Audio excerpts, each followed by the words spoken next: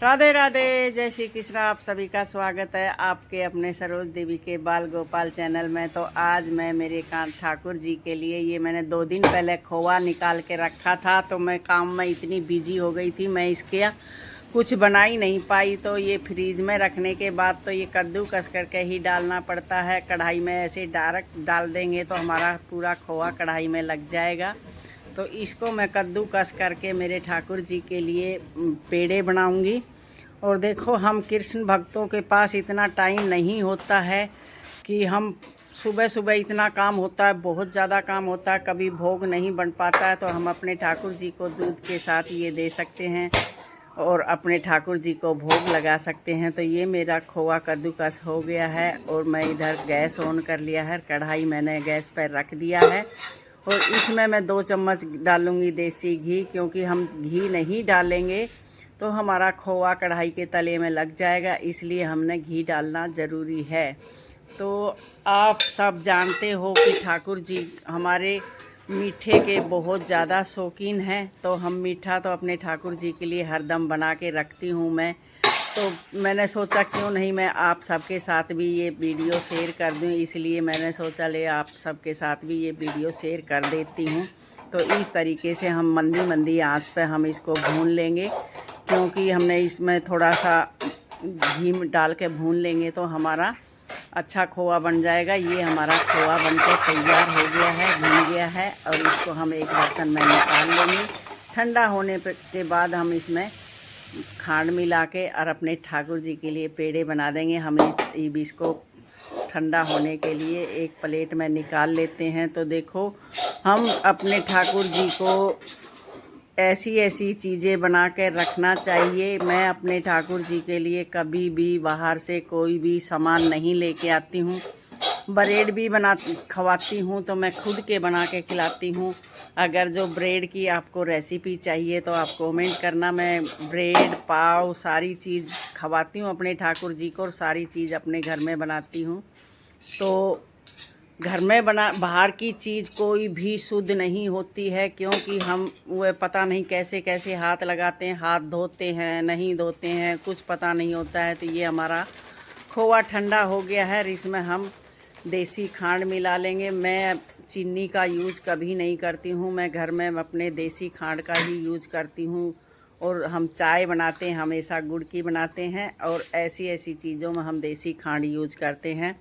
तो इस तरीके से मिला के हम अपने ठाकुर जी के लिए छोटे छोटे पेड़े बना के रख देंगे, क्योंकि हमारे ठाकुर जी के पेड़े तो सबसे पसंद वाला भोग होता है। इनको पेड़े सबसे ज़्यादा पसंद होते हैं, क्यों नहीं हो भाई। है जो वृंदावनवासी हैं तो इनको मीठा और पेड़े तो बहुत ज़्यादा पसंद होते हैं। तो देखो, हम कहीं जाते भी हैं तो भी हम अपने ठाकुर जी के लिए ये ऐसी ऐसी चीज़ बना के रख के जा सकते हैं, क्योंकि मैं चाहे हमने ये किसी भी रूप में मान रखें, बेटा के रूप में मान रखें, सखा के रूप में मान रखें, पिता के रूप में मान रखें, लेकिन फिर भी है तो भगवान ही। तो मैं अपने ठाकुर जी को मैं कहीं भी लेके नहीं जाती हूँ, अपने ठाकुर जी के लिए ऐसी ऐसी चीज़ बना के रख के जाती हूँ। और मेरे ठाकुर जी घर में आराम से सारी चीज़ खाते रहते हैं और आराम से घर में रहते हैं। मैं कहीं भी मेरे ठाकुर जी को साथ में नहीं लेके जाती हूँ। देखो, भगवान है, भगवान की तरह मानो। तो ये हमारे पेड़े बन के तैयार हो गए हैं, आप देख सकते हो। तो मैंने सिल्वर पेपर इस पर नून इसलिए नहीं लगाया है क्योंकि हमने अपने ठाकुर जी के लिए बनाया है।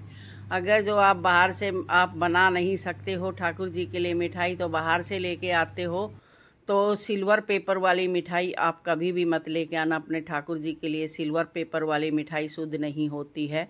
और ये मैंने 200 ग्राम गूंद ले लिया है, ये मैं गूंद के लड्डू बनाऊंगी मेरे ठाकुर जी के लिए। इधर मैंने गैस ऑन कर लिया है और गैस पर रख दी है कढ़ाई, और इस गूंद को हम घी में फ्राई कर लेंगे। चाहे सर्दी हो चाहे गर्मी हो, मैं मेरे ठाकुर जी के लिए ये थोड़ी थोड़ी चीज़ बना के रखती रहती हूँ, क्योंकि ये ऐसी चीज़ बनाने से हमारे लिए ठाकुर जी की सेवा थोड़ी आसान हो जाती है, आसान हो जाती है।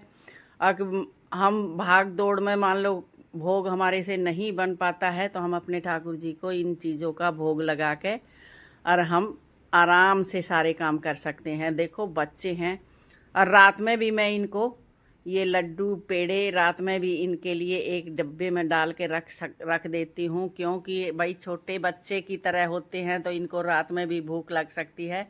तो रात में भी देखो अपने ठाकुर जी के लिए कुछ खाने के लिए और पानी ज़रूर रखना चाहिए। इधर ये मैंने 200 ग्राम नारियल ले लिया है, इसको भी मैं घी में फ्राई कर लूँगी। घी में फ्राई करने के बाद हमारे ये पता भी नहीं लगेगा कि इस लड्डुओं में हमने नारियल डाला है।